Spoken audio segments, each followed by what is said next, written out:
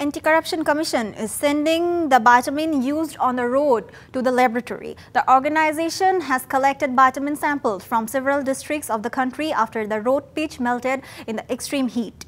SSC's enforcement team has specific complaints that low-quality bitumen has been used in some districts, including Bogura, Joshore. Even though the road is dangerous, the contractors and engineers are becoming wealthier day by day.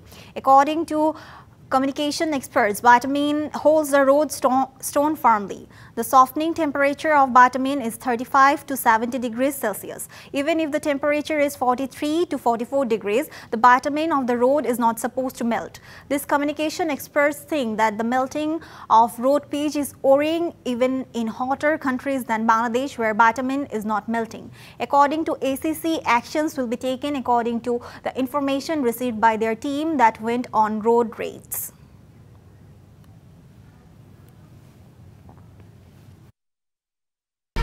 এক দুই তিন ঢাকায় জমি জিতে নিন 100% cashback সহ 20 কোটি টাকার পুরস্কার।